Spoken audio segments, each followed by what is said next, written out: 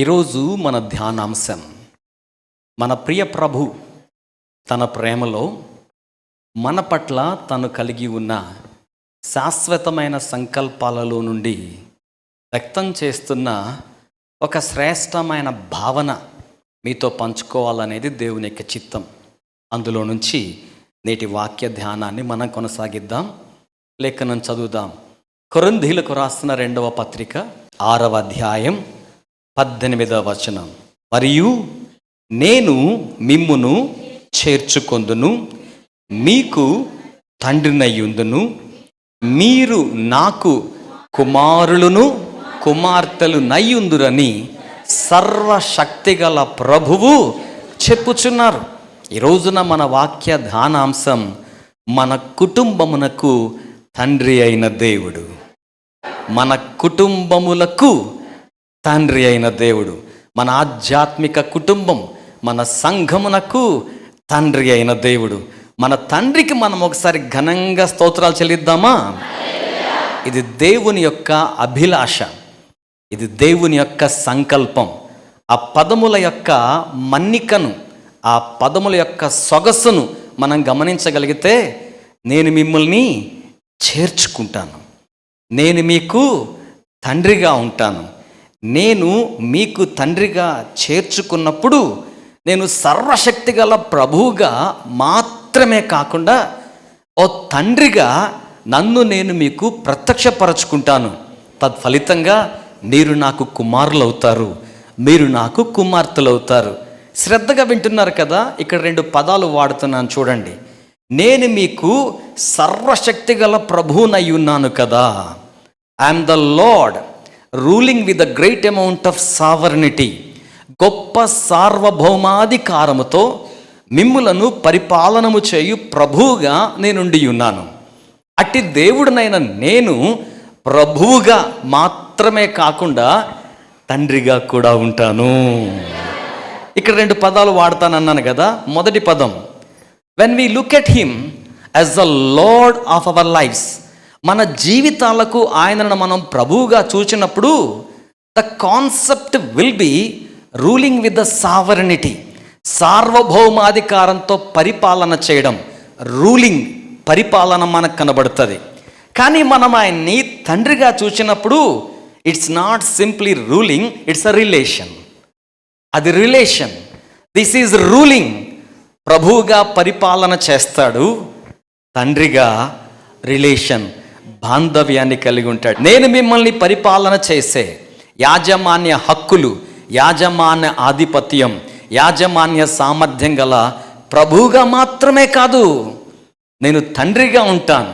It's not only ruling, I just want to maintain the relation. ప్రభుత్వాన్ని, అజమాయిషిని మాత్రమే కాదు, బాంధవ్యాన్ని, మమకారాలను కలిగి ఉండాలని కోరుకుంటున్నాడు. ఈ రోజున మన ధ్యానాంశంలో ఆయనను తండ్రిగా కలిగి ఉన్న, ఆయనను తండ్రిగా కలిగి ఉండి, ఆయనను తండ్రిగా కలిగి ఉన్నామని తమ యొక్క భావాన్ని తమ యొక్క చర్యల ద్వారా వ్యక్తం చేసి, తత్ఫలితంగా మహిమోన్నతమైన దేవుని ప్రణాళికలో నుంచి దివ్యమైన ఆశీర్వాదాలు లేక దివ్యమైన అనుభూతులు పొందుకున్న 3 కుటుంబాలని మీకు పరిచయం చేయాలని కోరుతూ ఉన్నాను. ప్రభు ఈ సందేశాన్ని మనకు దీవెనకరంగా చేయును గాక. మొదటి కుటుంబం దేవుని సన్నిధిని ఆరాధించిన కుటుంబం. చెప్తారా మాట ఒకసారి? దేవుని సన్నిధిని ఆరాధించిన కుటుంబం. ఆదికాండం 8వ అధ్యాయం 20వ వచనాన్ని మీతో పాటు కలిసి నేను చదువుతూ ఉన్నాను. అప్పుడు నోవహు యెహోవాకు బలిపీఠము కట్టిన తరువాత పవిత్ర పశువులన్నిటిలో, పవిత్ర పక్షులన్నిటిలో కొన్ని తీసుకొని ఆ బలిపీఠం మీద దహన బలి అర్పించను. ఇది దేవునిని తండ్రిగా కలిగి ఉన్న కుటుంబం. 40 దినాల పాటు ప్రచండమైన జలప్రళయం. 40 రోజుల ముందు వాళ్ళ కళ్ళ ముందు జనసందోహం ఉన్నారు. పరిశుద్ధ గ్రంథలేఖనాలు మనకు తెలియజేసిన ప్రకారం పెండ్లికిచ్చొచ్చు, గృహాల నిర్మాణం చేసుకుంటూ చాలా రద్దీగా తమ సామాజిక జీవితాన్ని కొనసాగిస్తున్న దినాలవి. అంత జనసందోహంతో, అంత సంభ్రమాశ్చర్యాలతో, అంత రద్దీగా ఉన్న సొసైటీ ఒక్కసారిగా నిరాకారంగా మారిపోయింది. 40 దినాల జలప్రళయం తరువాత నోవహు యొక్క భార్య, 3 కుమారుల్ని ప్రభు వారికి అనుగ్రహించారు. షేము, హాము, యాపేతు, వారి భార్యలు, వెరసి మొత్తం 80. ఓడలో నుంచి బయటకు వచ్చేసరికి ఆ ఫీలింగ్ ఎలా ఉంటుందో ఒకసారి ఆలోచన చేయండి. మీకు అర్థం కావడం కోసం 2 ఎగ్జాంపుల్స్ చెప్తాను. మీకు తెలియని ప్రాంతం మీరు వెళ్ళారు, ఆ తెలియని ప్రాంతంలో మీరు వెళ్ళాల్సిన గమ్యం కోసమై బస్సో, ట్రైనో, ఫ్లైటో దిగి బయటకు వచ్చి వెయిట్ చేస్తున్నప్పుడు చాలా ఒంటరిగా అనిపిస్తుంది, చాలా లోన్లీగా అనిపిస్తుంది. ఇంకొకటి, ఎవరైనా మిమ్మల్ని రిసీవ్ చేసుకోవడానికి వస్తామని చెప్పి మీరు వారి మీద ఎంతో ఆపేక్ష పెట్టుకుని సరిగ్గా మీరు దిగిన తర్వాత కనెక్ట్ అవ్వకపోవడమో, కమ్యూనికేట్ చేయకపోవడమో, మిమ్మల్ని రిసీవ్ చేసుకోవడం కోసం రాకపోవడమో చేశారనుకోండి, ఇంకా ఆ బాధ తీవ్రమవుతుంది కదా. జనం ఉన్నారు, వ్యవస్థలు ఉన్నాయి, కానీ మనకంటూ అక్కడ ఒకరు లేనప్పుడు ఆ ఒంటరితనం బాధకు గురి చేస్తుంది, ఆవేదనకు గురి చేస్తుంది. కానీ నోవహు సంగతిని గమనించండి, అసలు ఎవరూ లేరు, జీవరాశి లేదు, జలచరాలు లేవు. ప్రకృతి యొక్క విలయ తాండవం తరువాత, భయంకరమైన ఉపద్రవం తరువాత తన కుటుంబం వచ్చి భూమి మీద ల్యాండ్ అవ్వగానే, ఓడలో నుంచి వెలుపలికొచ్చి నిలబడగానే ఎంత ఒంటరితనం అనిపించుంటుంది. చుట్టాలు లేరు, బంధువులు లేరు. 40 రోజుల క్రితం పిన్ని, ఆంటీ, అంకుల్, తాత అంటూ పలకరించిన వాళ్ళు ఎవ్వరూ మాట్లాడదామంటే వాళ్ళ 8 మంది తప్ప ఇంకెవరితోనైనా ముచ్చటించడానికి ఎవ్వరూ లేరు. దిగగానే ఆకాశంలో తిరిగే పక్షులు కానీ, భూమి మీద కనబడే జంతువులు కానీ, ఎంటైర్ సినారియో వాస్ చేంజ్డ్. దృశ్యమంతా మారిపోయిన పరిస్థితుల్లో ఓడ దిగిన నోవహు యొక్క కుటుంబ సభ్యులు తమ తండ్రి అయిన దేవుని జ్ఞాపకం చేసుకున్నారు. తమ తండ్రి అయిన దేవుని సన్నిధిని ఆరాధించిన కుటుంబం. వారికున్న పరిమితమైన వనరులు, వారికున్న పరిమితమైన పరిస్థితులు, వారికున్న పరిమితమైన అనుకూలతల మధ్య ఓ బలిపీఠాన్ని కట్టి బలర్పిస్తే ఆ బలి యొక్క ఇంపైన సువాసన ఆగ్రూణించిన ప్రభు వారికిచ్చిన ఆశీర్వాదాన్ని 2 కోణాల్లో మీకు పరిచయం చేస్తాను. ప్రభునందు అత్యంత శ్రేష్టమైన వారలారా, ఈ సందేశాన్ని మీరు ఆలకిస్తూ ఉండగా, ఒకవేళ మీ కుటుంబంలో కూడా, మీ వ్యక్తిగత జీవితంలో కూడా, మీ సామాజిక మనుగడలో, సవాలు సహితమైన ప్రయాణాల్లో, ప్రయత్నాల్లో, ప్రయాసల్లో కూడా అందరూ ఉన్నట్టే అనిపించినా కనిపించినా, there might be, perhaps you might be suffering with such kind of loneliness. అటువంటి ఒంటరితనంతో మీరు ఎప్పుడైనా ఎక్కడైనా బాధపడుతూ ఉన్నారేమో. దేవుని సాకునిగా పరిశుద్ధ లేఖనంలో నుంచి వాగ్దాన సహితమైన దేవుని మాట జ్ఞాపకం చేస్తున్నాను. తండ్రిని కలిగిన వారం, దేవుని స్తోత్రం కలుగును గాక. ఆయన చెప్పిన మాట, నేను మిమ్ములను అనాథలుగా విడువను, నేను మిమ్మల్ని అనాథలుగా విడువను. ఆదరణకర్త అయిన పరిశుద్ధ ఆత్మను ఆయన మనకు తోడుగా పంపించారు. ప్రభునందు శ్రేష్ఠులరా, ప్రభు బిడ్డలు ఎవ్వరూ కూడా ఒంటరితనాన్ని అనుభవిస్తూ ఉండవచ్చునేమో, కానీ ఒంటరి మాత్రం కానే కారు. అనాథలుగా అనిపించే పరిస్థితులు గుండా జీవిస్తూ ఉండవచ్చునేమో, కానీ అనాథులు మాత్రం కారు. ఎందుకంటే ప్రభువు వారికి తోడుగా ఉంటారు. సాన్నిహిత్యమైన సగటు సమాజంలో మనకుండే అవగాహన, కుటుంబము అంటే తల్లి, తండ్రి, భార్య, భర్త, బిడ్డలు, పెద్దలు, ఇది మన ఊహ. కానీ దేవుని యొక్క వాక్య, దేవుని ప్రేమ విస్తృతిలో కుటుంబము అనగానే మన కుటుంబంలో ఎవరు లేకపోవడం వలన మనం దాన్ని కుటుంబంగా భావించడం లేదో, ఆ పాత్రను, ఆ స్థానాన్ని, ఆ రోల్ని ప్రభువు తీసుకుంటాడు. కనుక ప్రభు ఉన్నప్పుడు ఒంటరి వారు ప్రభువుతో కుటుంబం. దేవుని స్తోత్రం కలుగును గాక. నిన్ను సృజించిన వాడు నీకు భర్త అయ్యున్నాడు. నేను మిమ్మును చేర్చుకొందును, మీరు నాకు కుమారులను కుమార్తెలను అయ్యుందురు. దయచేసి జ్ఞాపకం పెట్టుకోండి, దివ్యమైన శ్రేష్ఠ దైవ వాక్య ఆదరణ, దైవ వాక్య ప్రోత్సాహం. మనం ఎప్పటికీ ఒంటరి వారం కాదు. దేవునికి మహిమ కలుగును గాక. తండ్రి ఉన్నాడు మన కుటుంబానికి. మన కుటుంబానికి తండ్రి ఉన్నాడు. మన కుటుంబానికి పెద్ద దిక్కు ఉన్నాడు. మన కుటుంబానికి పెద్ద ఆయన ఉన్నాడు. మన కుటుంబానికి నాయకుడు ఉన్నాడు. మన కుటుంబానికి యజమాని ఉన్నాడు. మనము ఒంటరి వారం కాదు. స్తోత్రం కలుగును గాక. నోవహు ఓడలో నుంచి బయటకు వచ్చి చూస్తే ఎవ్వరూ లేరు. ఓడలో నుంచి బయటకు వచ్చిన జీవ జంతు జలచరాలు నోవహు కుటుంబం తప్ప ఇంకెవ్వరూ లేరు. But still you can witness the great amount of God's grace. ఇంకను కూడా దేవుని కృప యొక్క ఔన్నత్యాన్ని మనం చూడొచ్చు. బలిపీఠం కట్టారు, తండ్రిని ఆరాధిస్తూ ఉన్నారు. బలిపీఠం కట్టి తండ్రిని ఆరాధిస్తూ ఉంటే ఆయన ఆరాధించిన, తన సాన్నిధ్యాన్ని ఆరాధించిన కుటుంబానికి ఏం చేశారో ఈ వచనాలు చదువుదాం అనిపిస్తుంది. ఆదికాండంలో 8వ అధ్యాయంలో 21వ వచనం. అప్పుడు యెహోవా ఇంపైన సువాసనను అగ్రుణించి, ఇక మీదట నరులని బట్టి భూమిని మరలా శపించను.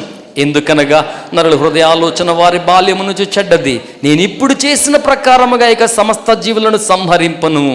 భూమి నిలిచి ఉన్నంత వరకు.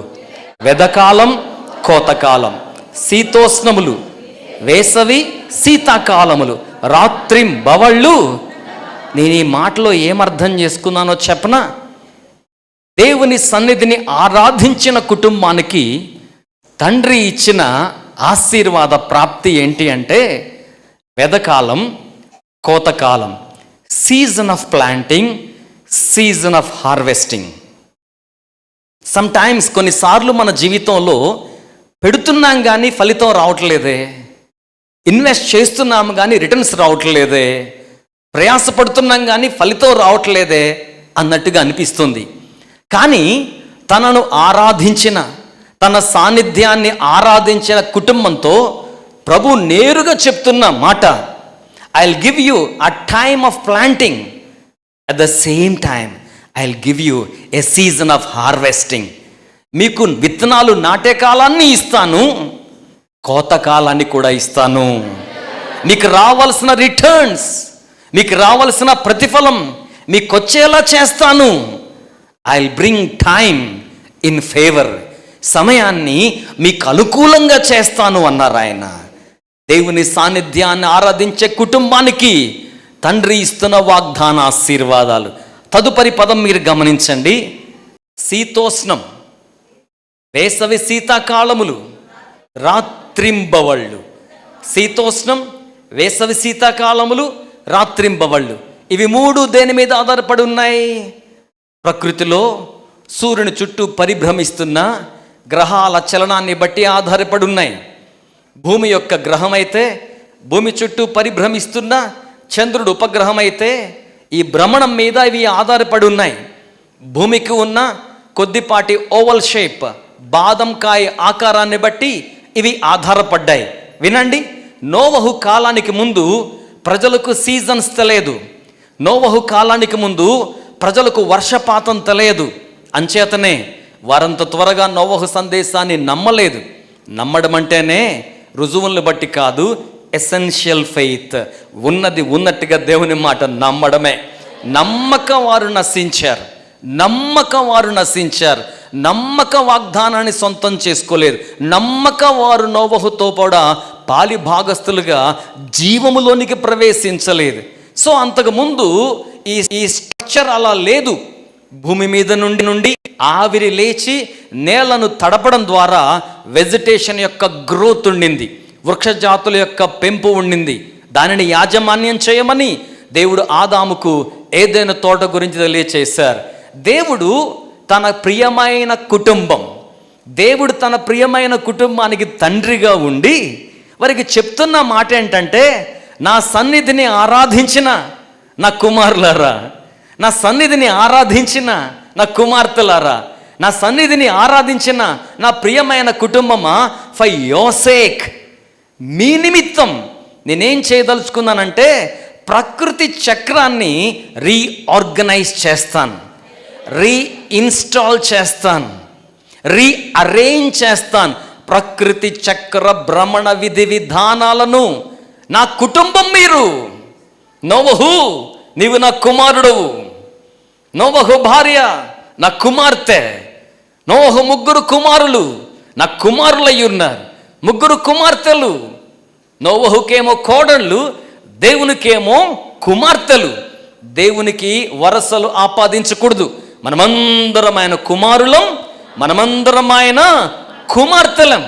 వారితో అంటూ ఉన్నాడు, నా ప్రియమైన కుటుంబంగా మీరున్నారు కదా, మీకు ప్రియమైన తండ్రిగా నేను ఉన్నాను కదా, మీకోసం నేను ఏం చేయదలుచుకున్నానో తెలుసా?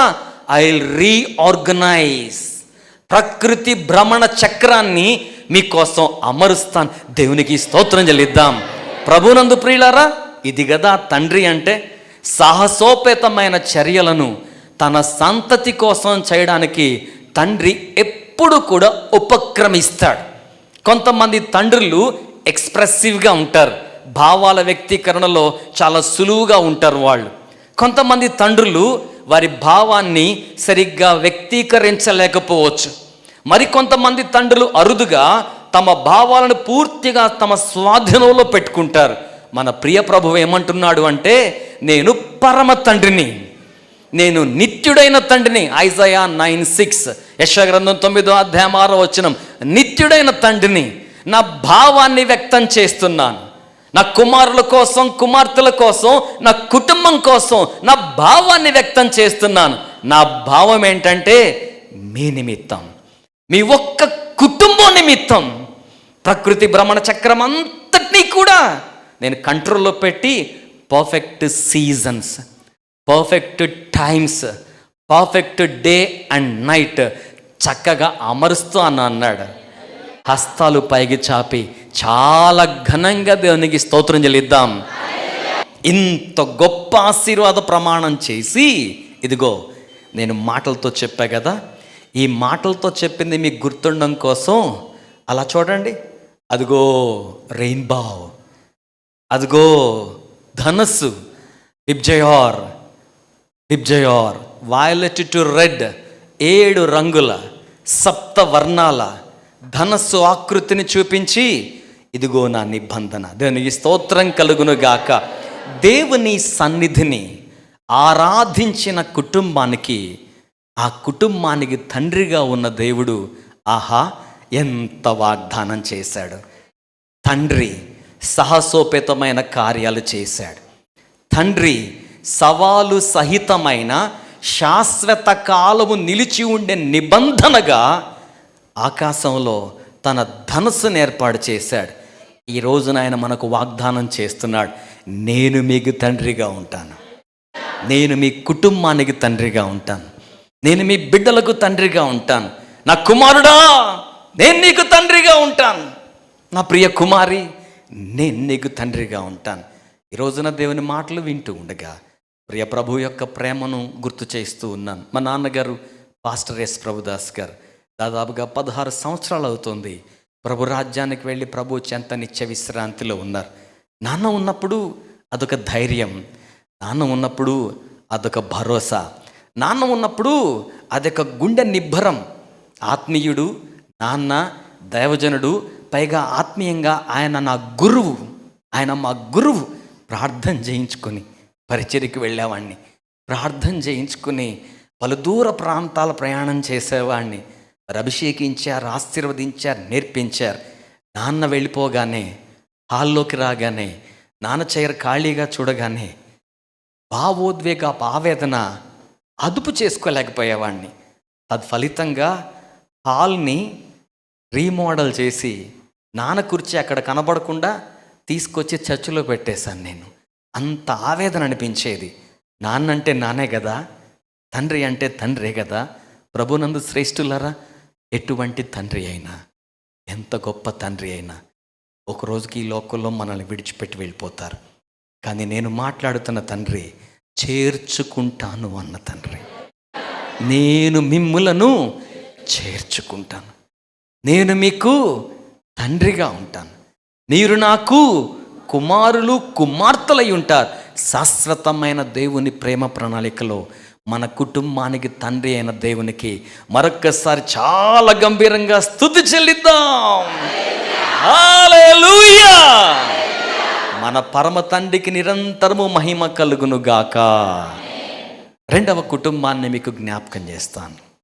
రెండవ కుటుంబం దేవుని సన్నిధిని ఆశ్రయించిన, లేక దేవుని సన్నిధికే ఆశ్రయమిచ్చిన అన్నట్టుగా ఉన్న కుటుంబం. నేను ఈ లేఖనాన్ని పరిచయం చేయడానికి దినవృత్తాంతముల మొదటి గ్రంథం 13వ అధ్యాయం వైపుకు తీసుకుని వెళ్తాను. ఫస్ట్ క్రానికల్స్, మొదటి దినవృత్తాంతముల గ్రంథంలో 13వ అధ్యాయంలో ఈ లేఖనాలు మనం ధ్యానం చేద్దాం. మొదటి దినవృత్తాంతములు 13వ అధ్యాయం చాలా విశేషమైన, ఒక విశిష్టమైన, అరుదైన సందర్భం. ఏమిటా సందర్భం? దావీదు మహారాజు గారు జీవమగల దేవుని యొక్క మందసాన్ని ఓ ప్రాంతం నుంచి తన ప్రాంతానికి తీసుకుని రావడానికి సంసిద్ధమయ్యాడు. మొదటి వచనాన్ని మీరు గమనిస్తే, he was dealing with the higher officials of the Kingdom. రాజ్యములో ఉన్న ఉన్నతమైన అధికారులతో సంప్రదిస్తున్నాడు. ఆ తెలుగు పదాలు చూడండి. సహస్రాధిపతులతో, 1000 మందికి అధికారులైన వారితో, శతాధిపతులతో, వీరందరితో ఆలోచన చేశాడు. అఫ్కోర్స్ ఆ తర్వాత యాజకులనే మాట కూడా వ్రాయబడింది, కానీ మిలిటరీ సెగ్మెంట్తో ఆలోచన చేశాడు, ఇంటెలిజెన్స్తో ఆలోచన చేశాడు, రెవెన్యూతో ఆలోచన చేశాడు, పలు విధాల సామర్థ్యం ఉన్న వారందరితో కూడా కౌన్సిల్ చేసి ఆ ప్రాంతంలో ఉన్న వారందరికీ కబురు పెట్టి హీ డిజైన్డ్ ఏ ప్రోగ్రామ్, ఒక కార్యక్రమాన్ని రూపకల్పన చేశాడు. ఏంటా కార్యక్రమం? క్రొత్త బండి ఒకటి చేయించి జీవము గల దేవుని మందసం, జీవము గల దేవుని సన్నిధికి సాదృశ్యం, ఈ జీవము గల దేవుని మందసాన్ని ఆ కొత్త బండి మీద ఎక్కించి 2 వ్యక్తుల్ని ఆ బండిని తోలడానికి ఏర్పాటు చేశాడు. అందులో ఒక ఆయన పేరు ఉజ్జా. వీళ్ళు ఇలాగున బయలుదేరి వస్తున్నప్పుడు చాలా పెద్ద సంబరం, చాలా పెద్ద సంబరం. సంగీతం ఉంది, వాయిద్యాలు ఉన్నాయి, నాట్యం ఉంది, చాలా ఎమోషన్స్ ఉన్నాయి. అందరూ సంభ్రమాస్యాలతో ఉన్నారు. కారణం, దేవుని సన్నిధి వస్తోంది, మా దేవుడు వస్తున్నాడు. చరిత్రలో ఆ మందసం మోయిచున్న యాజకుల కాళ్ళు నీటిని తాకితే యోర్దాను పాయలైపోయింది. చరిత్రలో ఆ మందసాన్ని యుద్ధ భూమికి తీసుకువెళ్ళినప్పుడు దేవుని ప్రజలు గొప్ప విజయాలు సాధించారు. చరిత్రలో ఈ మందసాన్ని ఉంచకూడని వారి మధ్య ఉంచినప్పుడు వారి ప్రతిమలు విర్రగొట్టబడ్డాయి. అంత విజయాన్ని వాళ్ళ కళ్ళ ముందు రుజువుగా చూపించింది ఆ యొక్క మందసం, లేక దేవుని సన్నిధి యొక్క ప్రతీక. అట్టి మందసాన్ని వారు కోల్పోయారు.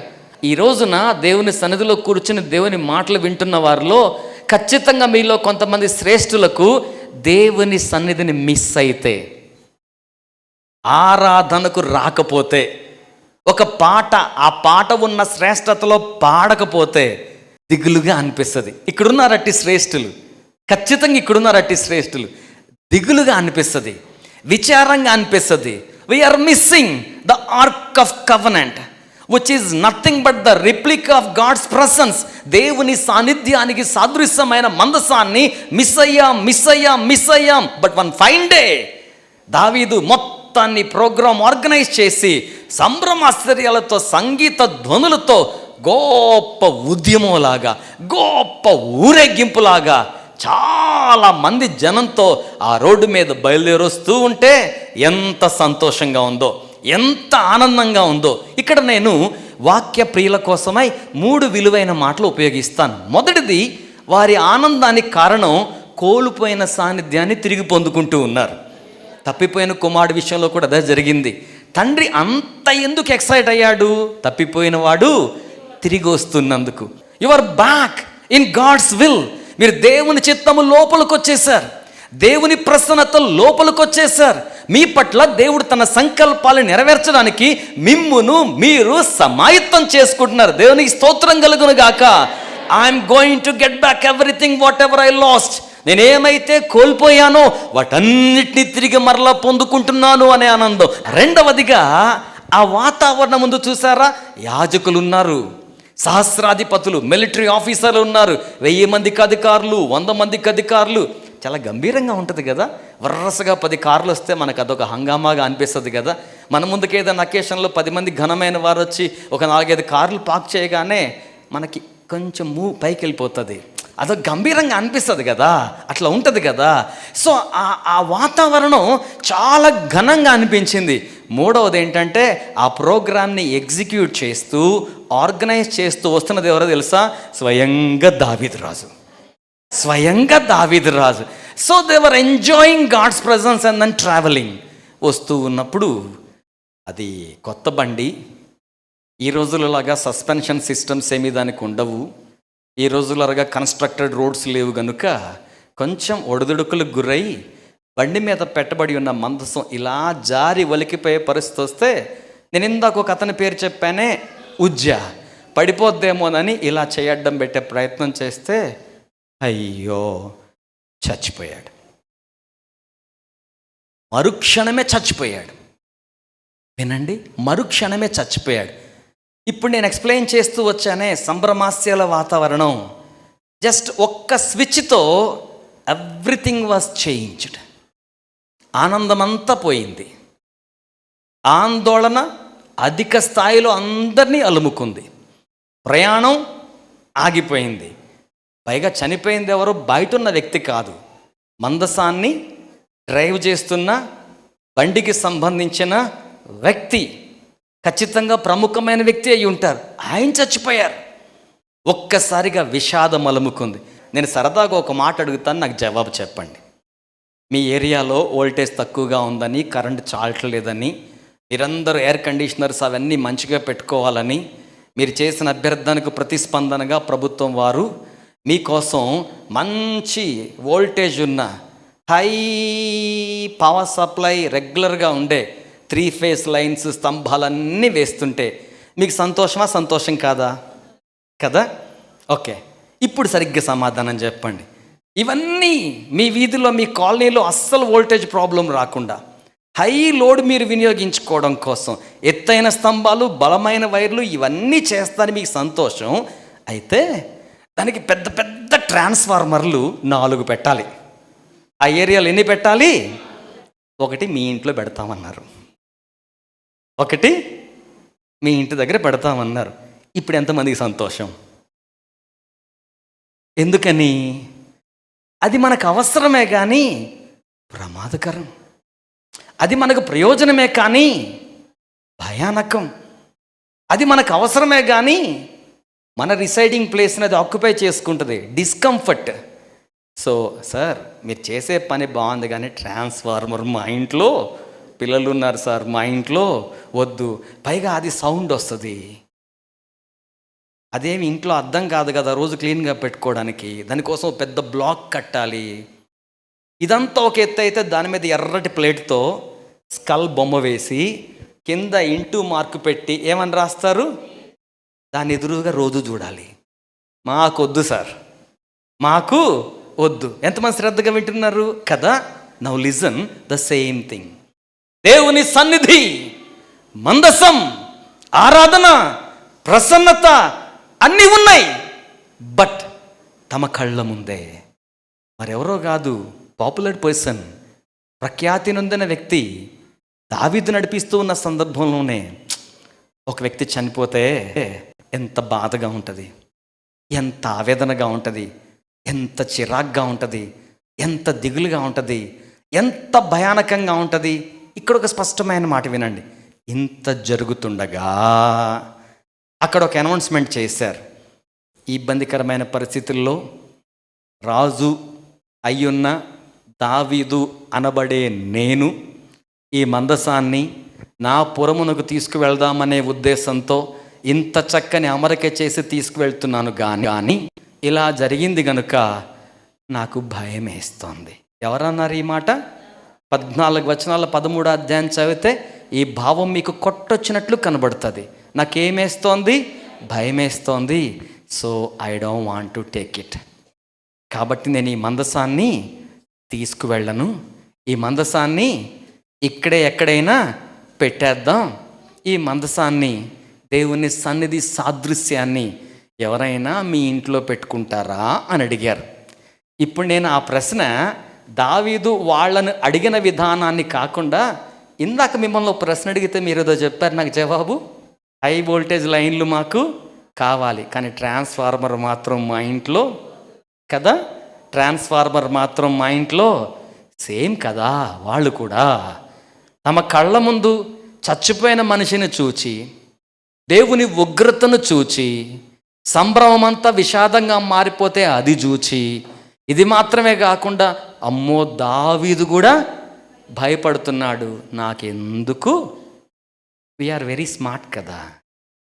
దావీదు కూడా భయపడుతున్నాడు, ఇది నాకు ఎందుకు అనే పరిస్థితుల్లో ఉంటే ఒక కుటుంబం ముందుకు వచ్చారు. ఎంతమంది దేవుని స్తోత్రం చెప్తారు? ఓ ఫ్యామిలీ ముందుకు వచ్చారు. సార్, నా పేరు ఒబేదెదోము సార్, నేను గిత్తీయుడను, నాకు భార్య బిడ్డలు ఉన్నారు, ఈ మార్గానికి చేరువలో నా నివాస గృహం ఉంది. రాజుగా మీ ఆజ్ఞను బట్టి, మీ అధికారాన్ని బట్టి బై ఫోర్స్ మా ఇంట్లో పెట్టిన, by willing I am there to receive. దేవుని సన్నిధి సాదృశ్యమైన మందసానికి ఆశ్రయం. ఆ పదం ఒకసారి చెప్పండి, ఆశ్రయం. నోవహు కుటుంబం దేవుని సన్నిధిని ఆరాధించిన కుటుంబం. ఒబెదెదోము కుటుంబం దేవుని సన్నిధికి ఆశ్రయం ఇచ్చిన కుటుంబం. శ్రేయోభిలాషులు ఉంటారు. ఒబెదెదోము చాలా డేంజర్ రా, చాలా రిస్క్ రా, చాలా చాలా ఇబ్బందికరం రా, దావీదే భయపడుతున్నాడు, దావీదే భయపడుతున్నాడు. ఆఫ్ కోర్స్ దేవుని సన్నిధిని నేను ఆశ్రయించాలి. ఒకవేళ నా జీవితంలో అత్యంత అరుదైన అవకాశం ఆ దేవుని సన్నిధి సాదృశ్యమైన మందసానికి ఆశ్రయం ఇచ్చే ఆధిక్యత నాకు వస్తే నేనెంత ధన్యుణ్ణి, నేనెంత భాగ్యవంతుణ్ణి. నా దేవుడు నాతో కూడా నా ఇంట ఉంటానంటే ఆయన నాకు తండ్రి కదా, నన్ను చేర్చుకుంటాడు. ఆయన నాకు తండ్రి కదా, నేను ఆయన కుమారుణ్ణి. నా కుటుంబం ఆయన కుమారులు కుమార్తెలు. దేవుని సన్నిధికి ఆశ్రయం ఇచ్చే అవకాశాన్ని నేను కోల్పోవాలనుకోవట్లేదు. ఓపెన్ చేయండి, డోర్స్ ఓపెన్ చేయండి, గేట్స్ ఓపెన్ చేయండి. Come, let the ark of covenant, let it come in to my premises. జీవము గల దేవుని మందసాన్ని మా ఇంటి ప్రాంగణంలోకి రానివ్వండి. మెయిన్ గేట్స్ తీశారు, మందసాన్ని తీసుకొచ్చారు, ఒబెదెదోము ఇంట్లో పెట్టారు. నిర్లిప్తత, నిరాశ, చావును చూచిన కళ్ళతో అందరక్కడి నుంచి చెమ్మగిలిన కళ్ళతో, బరువైన హృదయాలతో ఉజ్జీవంగా, ఉద్యమంలాగా, సంబరంగా కొనసాగుతున్న ఆ వేడుకను అర్ధంతరంగా ముగించుకుని వెళ్ళిపోయారు. ఇప్పుడు చెప్పనివ్వండి నన్ను, ఇప్పుడు తండ్రి ప్రత్యక్షపరచబడుతున్నాడు అక్కడ. ఎవ్రీబడి లెఫ్ట్, అందరూ వెళ్ళిపోయారు. మందసం, జీవమగల దేవుని సందం, జీవమగల దేవుని సన్నిధి. ప్రభునందు అత్యంత శ్రేష్టమైన వారులరా, మీకోసం ఓ చక్కని మాట పరిచయం చేస్తాను, శ్రద్ధగా వినేవారి కోసం. జీవమగల దేవుని మందసం దేవుని సాన్నిధ్యానికి శ్రేష్టమైన సాధనంగా, రుజువుగా ఎందుకు ఉండగలిగింది అంటారు? 3 చక్కని మాటలు చెప్పనా? It is the separated from. అరణ్యంలో ఉన్న తుమ్మ చెట్టు నుంచి అది వేరు చేయబడింది, సపరేటెడ్ వన్. సెకండ్ థింగ్, దేవుని ఆత్మచేత అభిషేకించబడ్డ బెసలేలు ఆ చెక్క పెట్టెను బంగారపు రేకుతో తాపడం చేసి సిద్ధం చేశాడు, ప్రిపేర్డ్ వన్. మూడవది, అభిషక్తులు, దేవజనులు, మోషే, అహరోనులు, ఇజ్రాయేల్ ప్రజలందరూ కలిసి, అభిషక్తులందరూ కలిసి దాన్ని అభిషేకించారు. ప్రతిష్టాభిషేక తైలం చేత దాన్ని ప్రతిష్ఠించారు. Separation, preparation, dedication. Separation, preparation, dedication. అందుకే తుమ్మకర్రతో చేయబడ్డ చెక్క పెట్టె దేవుని సన్నిధికి సాదృశ్యం కాగలిగింది. స్తోత్రం కలుగును గాక. ఒబెదెదోము దాన్ని రానిచ్చాడు తన ఇంట్లోకి. అప్పటికి దేవుని క్యాలెండర్ స్టార్ట్ అయింది. ఆ డే నుంచి కమింగ్ 90 డేస్లో 90 రోజుల్లో పంటలు బాగా పండుతున్నాయి. గొర్రెలు, పాడి పంట బాగుంది. ఇంట్లో ఏదో సంతోషంగా ఉంటుంది. భార్య కళగా కనబడుతుంది. బిడ్డలు చాలా చురుగ్గా, హుషారుగా ఉంటున్నారు.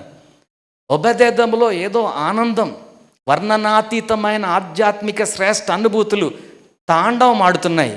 అది ఎంతవరకు వెళ్ళిందంటే ఇంటిలో ఉన్న అనుభూతి, ఇంటి ప్రక్కల వారికేమో వార్త, రాజుగారికేమో సమాచారం.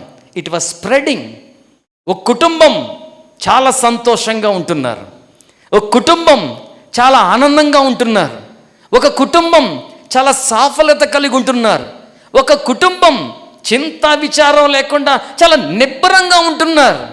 ఇరుగు పొరుగు కుటుంబాలు ఈ కుటుంబాన్ని గమనిస్తూ ఉన్నాయి. ఈ కుటుంబంలో ఏం తేడా వచ్చింది? చుట్టాలు ఎవరు రాలేదు, బంధువులు ఎవరు రాలేదు, ఆస్తి సంపదలు వచ్చినట్లుగా ఎడ్ల బండ్లతో ఏదో పెద్ద మూటలు కోటలు వచ్చినట్టుగా కనబడలేదు. సంథింగ్ ఈ స్పెషల్ విత్ దిస్ ఫ్యామిలీ. ఈ కుటుంబంలో ఏదో ప్రత్యేకత ఉంది. ఆలోచన చేసి చూస్తే అందరికీ తెలిసి వచ్చింది. ఇది ఎప్పటి నుంచి అంటే వాళ్ళ ఇంటికి మందసం వచ్చిందే అప్పటి నుంచి. దేవునికి స్తోత్రం కలుగును గాక. మన జీవితంలో మనకు కొన్ని క్యాలెండర్స్ ఉంటాయి. చనువుగా చెప్తాను, మన జీవితానికి సంబంధించి జనానికి కూడా కొన్ని క్యాలెండర్లు ఉంటాయి. వాళ్ళ లెక్కలు వాళ్ళు వేసుకుంటూ ఉంటారు, వాళ్ళ గుర్తులు వాళ్ళు పెట్టుకుంటూ ఉంటారు. జనం క్యాలిక్యులేట్ చేశారు, ఈ సంతోషం ఎప్పటి నుంచి, ఈ ఆనందం ఎప్పటి నుంచి. మీకు సంగతి చెప్తా ఉండండి. ఈ జనం ఏం చేశారు తెలుసా? గూఢాచారాల ద్వారా కానీ, సగటు సభ్య సమాజంలో మౌత్ టు మౌత్ పబ్లిసిటీ అన్నట్టు కానీ వార్త నేరుగా 5 పైసలు ఖర్చు లేకుండా అందరికీ స్ప్రెడ్ చేశారు. అది ఎంత అథెంటికేటెడ్ న్యూస్ అంటే రాజుగారికి ఆ వార్త తెలిసి, అయ్య బాబోయ్, నేను విడిచిపెట్టి వచ్చిన మందసం ఒబేదెదోము ఇంట 3 నెలలుంటే అతనికి ఏమైంది? 2 పదాలు ఉన్నాయి తెలుగులో. ఒబేదెదోము ఇంటి వారిని, అతనికి కలిగిన స్వాస్య, సొత్తు, సంపద అంతటినీ కూడా దేవుడు ఆశీర్వదించాడు. దేవునికి స్తోత్రం కలుగును గాక. దేవుని సన్నిధిని ఆశ్రయించిన కుటుంబం, దేవుని సన్నిధికి ఆశ్రయం ఇచ్చిన కుటుంబం. సంఘమా, మీరు శ్రద్ధగా వింటున్నారు, ఈ మాట మీ హృదయాల్లో చేరుకోవాలి. మీ కుటుంబాల్లో దేవుని సన్నిధికి ఆశ్రయం ఇచ్చే కుటుంబాలుగా ఉండాలి. దేవుని సన్నిధి మనలో ఉండాలి. నేను రిపీటెడ్గా కుటుంబము కుటుంబము కుటుంబం అంటున్నప్పుడు ఈరోజు మన సందేశం అదే గనుక. It's not being an individual, ఒకళ్ళు కాదు, ఎంటైర్ ఫ్యామిలీ. కుటుంబ సభ్యులందరూ కూడా కుటుంబాలుగా ప్రభు సన్నిధిలో ఉండాలి. ఒబేదెదోము ఇంటి వారందరినీ, అతని స్వాస్థ్య సంపద అంతటినీ దేవుడు దీవిస్తే వార్త స్ప్రెడ్ అయిపోయింది. రాజుగారి వరకు వార్త వెళ్ళిపోయింది. వార్త వెళ్ళిపోయిన తర్వాత రాజుగారు మందసాన్ని తన పురానికి తీసుకువెళ్ళాడు. అయితే మన సందేశంలో మనం నేర్చుకుంటున్న పాఠం, దేవుని సన్నిధికి ఆశ్రయం ఇచ్చిన కుటుంబం. చెప్పండి ఆ మాట ఒకసారి. దేవుని సన్నిధికి ఆశ్రయాన్ని ఇచ్చిన కుటుంబం. మీ కుటుంబం అలా ఉంటే బాగుండు కదా. మీ కుటుంబం అలా ఉండాలని మీరు కోరుకోవాలి కదా. మన కుటుంబాలు అలా ఉండడానికి దేవుడు ఇష్టపడుతూ ఉన్నాడు కదా. నేను ఒక వచనాన్ని మీకు పరిచయం చేసి ముగింపు మలుపు తీసుకుంటాను. ఇర్మియా గ్రంథం 31వ అధ్యాయం 1వ వచనం. యెహోవా వాక్కు ఇదే, ఆ కాలమున నేను ఇజ్రాయేలు వంశస్థులందరికీ, ఆ మాట ఎంత బాగుందో, ఇజ్రాయేలు వంశస్థులందరికీ, none of your family member should be missing. ఏ సభ్యుడు మిస్ అవ్వకూడదు. వంశస్థులందరికీ ఏమై ఉంటాను? దేవుణ్ణి అయి ఉంటాను. వారు నాకేమై ఉంటారు? ప్రజలై ఉంటారు. మనలో ఏ ఒక్కరు మిస్ అవ్వకూడదు. అందరూ ప్రభు సన్నిధిలో ఉండాలి. ఆయన పలికిన పదం ఇందాక మీరు జ్ఞాపకం పెట్టుకున్నారా? నేను చేర్చుకుంటాను అన్నాడు. విసర్జించే దేవుడు కానందుకై హస్తాలు పైకి చాపి దేవునికి స్తోత్రం చెల్లిద్దాం. చేర్చుకునే దేవుడు ఆయన. He won't look at us our merits. మన ప్రతిభలు చూచే దేవుడు కాదు, మనల్ని తన కుమారులుగా కుమార్తెలుగా చూసే దేవుడు. నేను చేర్చుకుంటాను అంటున్నాడు ఆయన. I'll allow you into my presence, I'll allow you into my family. ఇది మన తండ్రి అయిన దేవుడు. నేను చేర్చుకుంటాను, నేను చేర్చుకుంటాను. నాకు ముచ్చటగా అనిపించే మాట మీకు చెప్తాను. నేను చేర్చుకుంటాను అన్న దేవుని సన్నిధికి సాదృశ్యమైన మందసాన్ని గిత్తీడైన ఒబేదెదోము హృదయం తెరచి, తలుపులు తెరచి చేర్చుకున్నాడు. దేవుని సన్నిధిని చేర్చుకున్నాడు. దేవుని సన్నిధిని ఆరాధించిన కుటుంబం అద్భుతమైన ఆశీర్వాదాలు, ఆధిక్యతలు సొంతం చేసుకుంది.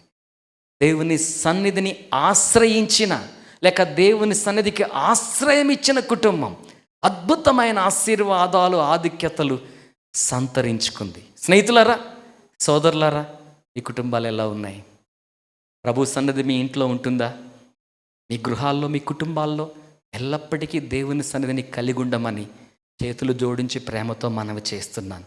కొన్ని సందర్భాల్లో మన అజ్ఞానం, కొన్ని సందర్భాల్లో మన వివేకం, కొన్ని సందర్భాల్లో మన అలక్ష్యం దేవుని సన్నిధిని మనం కోల్పోయేలా చేస్తాయి. దయచేసి ప్రేమతో హెచ్చరిక చేస్తూ సంపూర్ణమైన వినయంతో మనవి చేస్తున్నాను. దేవుని సన్నిధిని ఎప్పుడు కూడా కోల్పోకండి. దేవుని సన్నిధిని ఎప్పుడు కూడా కోల్పోకండి. సకల ఆశీర్వాదాలకు కారణభూతుడైన దేవుడు మన ఇంట, మన కుటుంబము చెంత సుఖ నివాసము చేయులాగున మనలను, మన కుటుంబాలను మనము అమర్చుకొందుముగాక. Let us organize things for him to stay with us in a comfortable manner. ప్రభు సౌకర్యవంతంగా మన మధ్య ఉండడానికి అమర్చుకుందుముగాక, సరిచేసుకుందుముగాక. ఆ కృప ప్రభు మనకు దయచేయునుగాక. రైట్, మూడో కుటుంబాన్ని కూడా ముచ్చటగా పరిచయం చేస్తాను. నాతో పాటు ఈ లేఖనాలు చదవడానికి ఇష్టపడితే come to the book of Acts, అపోస్తలుల కార్యముల గ్రంథం 10వ అధ్యాయం 2వ వచనం. అతడు, ఎవరు అతడు?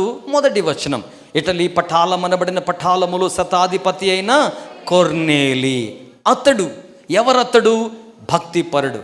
ఎవరతడు? కైసరులో ఉంటున్నవాడు. ఎవరతడు? ఇటలీ పటాలమనబడిన పటాలములో శతాధిపతి. అతడు, 2వ వచనం, తన ఇంటి వారందరితో కూడా దేవుని యందు భయభక్తులు గలవాడయుండి ప్రజలకు బహుధర్మం చేస్తూ ఎల్లప్పుడూ దేవునికి ప్రార్థన చేయుచు ఉండువాడు. ఈ కుటుంబాన్ని నేను ఎలా అనుకుంటున్నాను అంటే, దేవుని సన్నిధిని ఆచరించిన కుటుంబం. భయభక్తులు అంటే వేషధారణకు పరిమితం కాదు. భయభక్తులు అంటే నోటి మాటలకు పరిమితం కాదు. భయభక్తులు అంటే హావభావాల వ్యక్తీకరణకు పరిమితం కాదు. భయానికి, భక్తికి చర్యలు ఉండాలి, చర్యలు ఉండాలి. ఈయనలో ఏమి చర్యలు ఉన్నాయి? చాలా సరళంగా చెప్పుకోగలిగితే భక్తిపరుడు. భక్తిపరుడు తను కలిగిన భక్తితో ఏం చేశాడు? 3 మాటలు ఉన్నాయి అక్కడ. ప్రార్థన చేసుకునేవాడు, దాన ధర్మాలు చేసేవాడు, 3వ మాట కుటుంబ సమేతంగా దేవుని యందు భయభక్తులు కలిగి ఉండేవాడు. నేను ఎట్లా అర్థం చేసుకున్నానంటే, పర్సనల్గా ప్రార్థనాపరుడు, ఫ్యామిలీ పరంగా ఇంటి వారందరితో భయభక్తులు గలవాడు, సామాజికంగా చాలా మందికి సహాయకుడు. దేవునికి స్తోత్రం కలుగును గాక. ఈ కొర్నేలి వంటివారు మన ఇంటి పక్కన అద్దెకొస్తే బాగుండు. ఈ కొర్నేలి వంటివారు మనకు సహవాసంగా బాంధవ్యాల్లో కలిస్తే బాగుండు. పర్సనల్గా ప్రార్థనాపరుడు, ఫ్యామిలీ పరంగా భక్తిపరుడు, సోషల్గా దాన ధర్మాలు చేసే సహాయకుడు. భక్తిపరుడు అనగానే it's not confine to the long face. దీన ముఖం పెట్టి నేను చాలా భక్తిపరుని, please you can't tolerate those faces అండి, వద్దండి. It should be in action కదా, అది చర్యల్లో ఉండాలి కదా. ఆయన భక్తిపరుడు. వ్యక్తిగతంగా వ్యక్తిగత భక్తి ప్రార్థనా జీవితం, కుటుంబ పరంగా కుటుంబ సమేత భక్తి జీవితం, సామాజికంగా సహాయ సహకారాలు దాన ధర్మాలు చేసే జీవితం. One day this man was praying. ఒకరోజు ఈయన ప్రార్థన చేసుకుంటూ ఉంటే దైవరాజ్య జీవులు వాళ్ళ ఇంటికి వచ్చారు. దైవరాజ్య జీవులు వాళ్ళ ఇంటికి వచ్చారు. దర్శనం మందు తేటగా కనబడి, పేతురు గారు యొప్పేలో ఉన్నారు, చర్మకారుడైన సీమోను ఇంట సైమన్ ద టేనర్, ఆ ఇంట్లో దైవజనుడు పేతురు భక్తుడు ఉన్నారు, వారిని పిలిపించుకో అని చెప్పారు. శ్రోతలారా, స్నేహితులారా, దైవ వాక్య శ్రేష్ఠ ప్రియులారా, మీకు చక్కని సత్యాన్ని చాలా స్పష్టంగా, చాలా సంక్షిప్తంగా మనవి చేస్తాను. Man is nothing but the method of God. దేవుడు అనుసరించే విధానాల్లో ఒక శ్రేష్టమైన, ఉన్నతమైన, ఉత్కృష్టమైన విధానం మనిషి. మనిషి దేవుని యొక్క విధానం. Human being is the method of God. మనిషి దేవుడు వాడుకునే విధానం. When it comes to the men of God, దైవజనులు అనగానే దే ఆర్ గాడ్స్ మెథడ్. వారి దేవుని యొక్క పద్ధతి. దేవుడు వారిని వాడుకుంటాడు. నేను మనుషుల్ని హెచ్చించటం లేదు, దేవుని ఎంపికను గుర్తు చేస్తున్నాను. వారు దేవుని ద్వారా ఏర్పాటు చేయబడ్డవారు. దేవుడు వారిని తన విధానంగా వాడుకుంటారు. They are the method of God. వారు దేవుని యొక్క విధానాలు. దేవుని కొన్ని విధానాలు ఉంటాయి, వాక్యానుసారమైన విధానాలు. Out of the frame, out of the box of scriptures, nothing is the method of God. It should B within in the frame, within in the box of scriptures.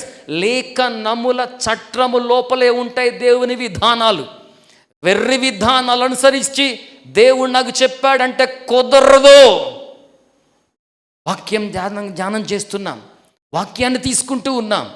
They are the method of God, they are the men of God, they are the method of God. వారు దేవుని విధానం, వారు దేవుని యొక్క మనుషులు.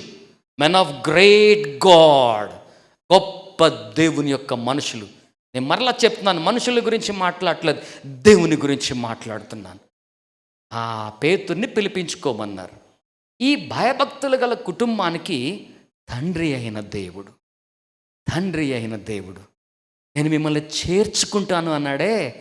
తండ్రి అయిన దేవుడు నిజంగానే కొర్నేలి కుటుంబాన్ని చేర్చుకున్నాడు. ఎందుకంటే కొర్నేలి is a non Jewish man, అన్యుడు. యూదులు కాని వారిని అన్యులు అంటారు కదా బైబిల్ చరిత్ర ప్రకారం. అన్యుడు. కానీ దేవుడు చెప్తున్నాడు, నేను నీకు కూడా తండ్రినే. దేవునికి స్తోత్రం కలుగును గాక. నేను నీకు కూడా తండ్రినే. ప్రభు నందు శ్రేష్టమైన వారలారా, సందేశాన్ని మీరు శ్రద్ధగా వింటూ ఉండగా దేవుని యొక్క తండ్రి అనే మమకారంలో నుంచి మీలో ఎవ్వరు కూడా వెలుపలగా ఉన్నవారు కాదు. భక్తి పరులవ్వచ్చు, కాకపోవచ్చు. ప్రార్థన చేయడం రావచ్చు, రాకపోవచ్చు. ఇచ్చేవారు అయి ఉండొచ్చు, ఇవ్వలేని వారు లేకపోతే ఇవ్వని వారు అయి ఉండొచ్చు. Those are all your parameters, those are all your calculations. But from the perspective of God's sovereignty of love, దేవుని ప్రేమ సార్వభౌమాధికారంలో ఎంతటి వాడికైనా ఆయన తండ్రే. He manifest himself as a father.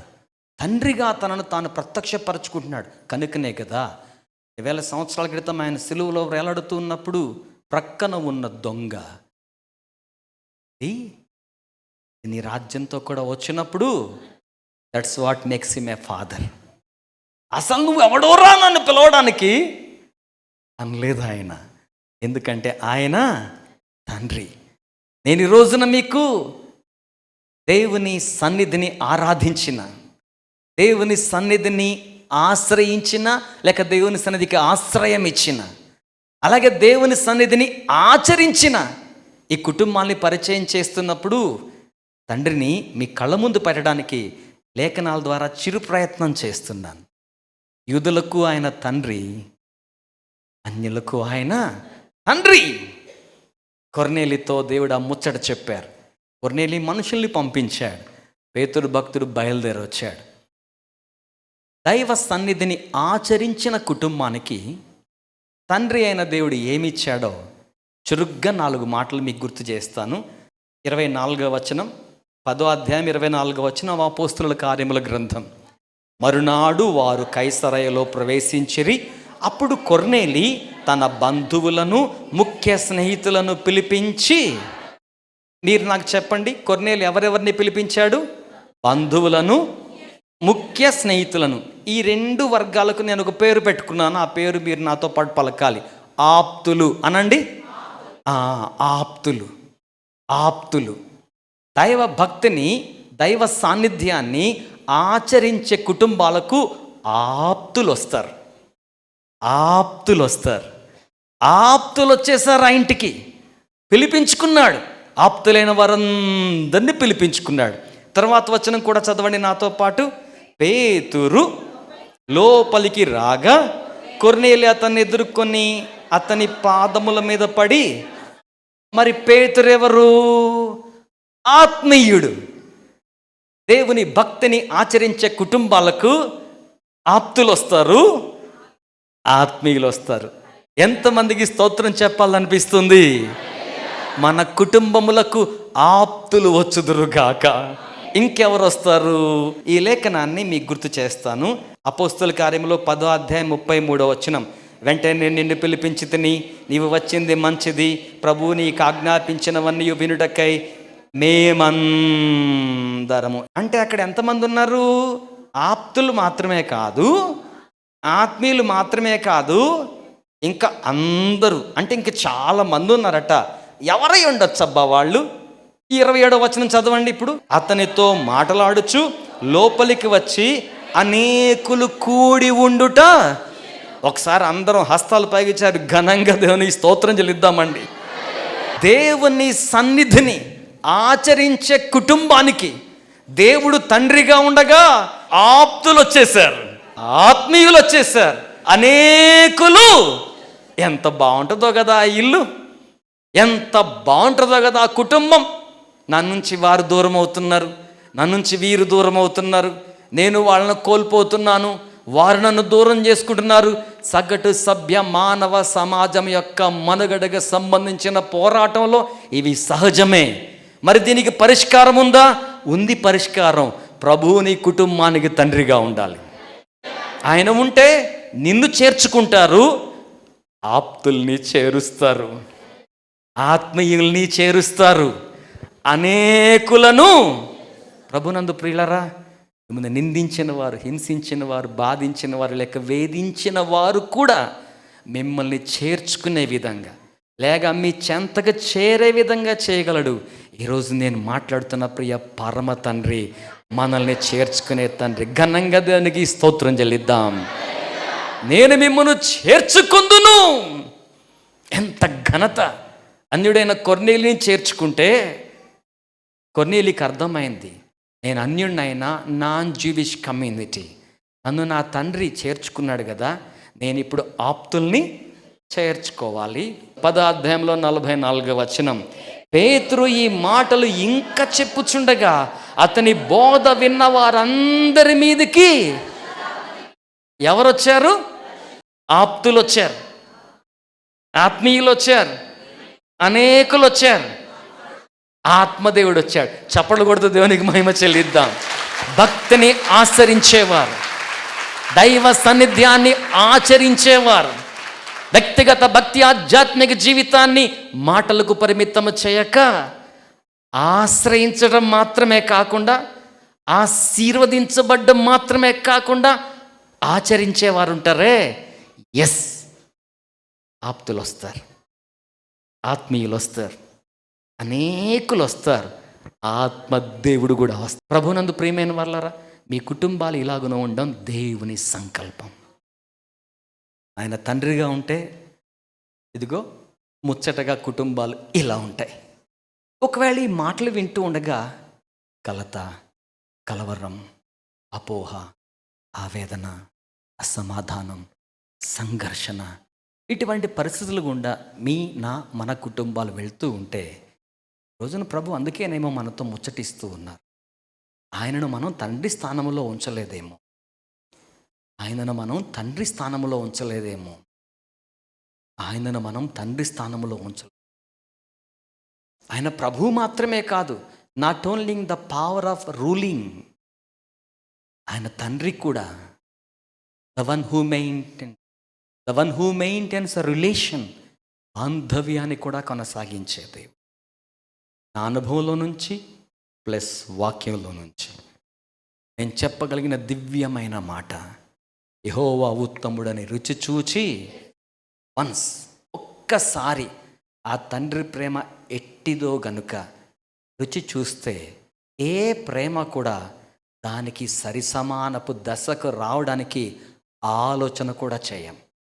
స్వచ్ఛమైన ప్రేమ, చేర్చుకునే ప్రేమ, ఆప్తులను, ఆత్మీయులను, అనేకులను, ఆత్మ దైవాన్ని మన మధ్యకు చేర్చే ప్రేమ. ఆయన తండ్రిగా కొర్నేలిని చేర్చుకుంటే, కొర్నేలి ఓ తండ్రిగా ఆప్తులను, ఆత్మీయులను, అనేకుల్ని, ఆత్మ దేవుని కూడా చేర్చుకున్నారు. మొదటి కుటుంబం దేవుని సన్నిధిని ఆరాధించారు, నోవహు కుటుంబం. రెండవ కుటుంబం ఒబెదెదోము కుటుంబం దేవుని సన్నిధిని ఆశ్రయించారు, లేక దేవుని సాన్నిధ్య సూచన మందసానికి ఆశ్రయం ఇచ్చారు. బట్ ఈ మూడో కుటుంబంలో చూసారా, దేవుని సన్నిధిని ఆచరించారు. They made it as a practice, ఆచరించారు. తత్ఫలితంగా ఆచరణలో ఉన్న ఔన్నత్యాన్ని ఆఖరి విలువైన మాటలుగా మీ దృష్టికి తీసుకొస్తాను. 10వ అధ్యాయంలో 34వ వచనం, పేతురు భక్తుడు స్వయానా పలుకుతున్న మాట, దేవుడు పక్షపాతి కాడని నిజముగా గ్రహించి ఉన్నాను. ఎవరండి పేతురు? ప్రభు అన్నాడు పేతురును చూచి, సీమోను బర్యోనా అని. ప్రభు అన్నాడు పేతురుతో, ఈ బండ మీద నా సంఘాన్ని కడతానని. అక్కడ బండ పేతురు కాదు, బండ క్రీస్తు, పేతురు రాయి మాత్రమే. పరలోక రాజ్యపు తాళపు చెవులు నీకు ఇస్తాను అన్నాడు. శ్రేష్ఠుడు పేతురు, శ్రేష్ఠుడు పేతురు. అట్టి పేతురు ప్రభువుతో గడిపిన సమయం, ప్రభువుతో కూడా గడిపిన సమయం చాలా విలువైంది. ఏ అకేషన్లోనైనా పేతురు కనబడతాడు, పేతురు వినబడతాడు. 33.5 సంవత్సరాల జీవిత కాలంలో, మరి మిక్కిలిగా యేసుక్రీస్తు ప్రభువులు వారి 3.5 సేవా సంవత్సరాలలో చాలా సన్నివేశాల్లో మనకు తరచుగా కనబడేది, మోస్ట్ ఫ్రీక్వెంట్ అపేరెన్స్ ఇచ్చేది పేతురే. మాట్లాడ్డా, కనబడ్డా, వినబడ్డా పేతురే కనబడతాడు. అయితే శ్రేష్ఠులు మీరు దేవుని మాట తీసుకుంటున్నారు, ఈ మాట తీసుకోండి. ఈ పేతురు భక్తుడు యేసుక్రీస్తు ప్రభువుల వారు నీటిని ద్రాక్షారసంగా పంచినప్పుడు అక్కడ ఉన్నాడు. ఈ పేతురు భక్తుడు 5 రొట్టెలు 2 చేపలు 1000 మందికి పెట్టినప్పుడు అక్కడ ఉన్నాడు. యేసుక్రీస్తు ప్రభువుల వారు జలముల మీద నడిచినప్పుడు అక్కడ ఉన్నాడు. తను కూడా నడిచాడు. రూపాంతరపు కొండ మీద, మౌంట్ తాబోర్ మీద రూపాంతరం చెందిన యేసుక్రీస్తు ప్రభువుల వారిని ప్రత్యక్షంగా సాక్షాత్కరించిన వ్యక్తిగా ఉన్నాడు. యేసుక్రీస్తు ప్రభువుల వారి శిలువ ఘట్టంలో కూడా కయప ఇంటి వరకు వెళ్ళిన వానిలో పేతురు ఉన్నాడు. పునరుద్ధాన ఘట్టంలో సమాధిలో యోహాను పేతురు ఇద్దరు కలిసి వెళ్ళారు. యోహాను బయట ఆగిపోయాడు. పేతురు సమాధి లోపల వరకు వెళ్ళి తిరిగి వచ్చినవాడు. వినండి, ఇన్ని సందర్భాలలో రానట్టి గ్రహింపు ఒక అన్యుని ఇంట. వాక్య ప్రేమికులు, దైవజనులు, మీరు తీసుకోవాలి ఈ మాట. ఒక అన్యుని ఇంట దేవుడు ఆయనకు ఆ గ్రహింపునిచ్చారు. Let me rephrase. ఒక వేదిక కావాలనుకున్నాడు దేవుడు పేతురుకు ఒక గ్రహింపుని ఇవ్వడానికి. ఏమిటా గ్రహింపు? నేను యూదులకు మాత్రమే కాదు, నేను అన్యులకు దేవుడను. యేసుక్రీస్తు అందరికీ ప్రభు. ఈ సత్యం ఆది సంఘంలో నుంచి అనాది కాలం వరకు స్థాపించబడాలి. పునాది సత్యం, సంఘ విస్తృతి సత్యం, దేవుని ప్రేమ వైశాల్యానికి సంబంధించిన సత్యం. యేసుక్రీస్తు అందరికీ ప్రభు. ఈ గ్రహింపు, ఈ ఎన్లైట్మెంట్, ఈ అవేకనింగ్, ఈ రెవల్యూషన్ పేతురికి ఇవ్వాలి దేవుడు. పేతురికి ఇవ్వాలి దేవుడు. చర్మకారుడైన సీమోను ఇంట దర్శనం కలిగింది. యూదుని ఇంట, చర్మకారుని ఇంట. ఇటలీ పటాలం అనబడిన పటాలములో శతాధిపతి అయిన కొర్నేలి ఇంట గ్రహింపు ఇవ్వబడింది. దర్శనం అక్కడ ఇవ్వబడింది, గ్రహింపు ఇక్కడ ఇవ్వబడింది. శ్రేష్ఠులు వింటున్నారు కదా, మీతో సంతోషంగా ఈ మాట చెప్పన. ఒక అభిషక్త దైవజనుడు యూదుల మధ్యలో పామరుడైనప్పటికీ శక్తి వంచన లేకుండా అద్భుతమైన సేవ చేయడానికి దేవుడు ఎంపిక చేసుకున్న ఆది సంఘపు స్తంభమైన పేతురుకు దైవరాజ్య ప్రేమ సువర్తమానం యూదులకు మాత్రమే కాదు, విశ్వవ్యాపితం చేయడానికి దేవుడు ఔన్నత్యము గల సంకల్పాన్ని కలిగి ఉండగా, ఆ గ్రహింపును దేవుడు పేతురుకి ఇవ్వడానికి ఈ భక్తిపరుని కుటుంబంలో జరిగిన అకేషన్ని వాడుకున్నాడు. ఈ భక్తిపరుని కుటుంబంలో జరిగిన సందర్భాన్ని ఆయన వేదికగా చేసుకున్నారు. ఈ హృదయంలో ఈ మాటను ముద్రించుకోమని మనవి చేస్తున్నాను. దేవుడు మనకు తండ్రిగా ఉంటే మన కుటుంబాలు దైవ సన్నిధిని ఆచరించేవిగా ఉంటే మన కుటుంబము చెంతకు చేరువైన వారికి దేవుడు గ్రహింపునిస్తాడు. ఈ ప్రత్యక్షత, ఈ గ్రహింపు యేసుక్రీస్తు ప్రభువుల వారి ప్రేమను ప్రాంతాలను దాటి పరిధులు దాటి, అవధులు దాటి నరమానవులందరికీ చేర్చడానికి తొలిఘట్టంగా పరిశుద్ధాత్మదేవుడు నమోదు చేయించుకున్నాడు. దేవుని సన్నిధిని అనుసరించే వారి ఇంట దేవుని గ్రహింపులు ఉంటాయి, దేవుని ప్రత్యక్షతలు ఉంటాయి, దేవుని మహిమ ప్రసన్నతలు ఉంటాయి. ఏమంటారు ఆయన? నేను మీకు తండ్రిగా ఉంటాను, నేను మీకు తండ్రిగా ఉంటాను, నేను మిమ్ములను చేర్చుకుంటాను, మీరు నాకు కుమార్తెలై ఉంటారు, మీరు నాకు కుమారులై ఉంటారు. దేవుని సన్నిధిని ఆరాధించిన కుటుంబం ఆధిక్యతలు పొందారు.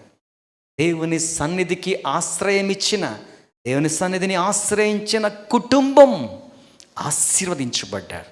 దేవుని సన్నిధిని అనుసరించిన కుటుంబం మన ముందు సవాలు సైతమైన భక్తి స్థాయిలో మనకు ప్రోత్సాహంగా కనబడుతూ ఉన్నారు. పేతురు గారు, మీ జీవితంలో అద్భుతమైన సేవ మలుపు ఎప్పుడొచ్చిందండి, ఎక్కడొచ్చిందండి అంటే పేతురు గారు మనకి చెప్పే జవాబు, నేను కొర్నేలి ఇంటికి వెళ్ళాను సార్.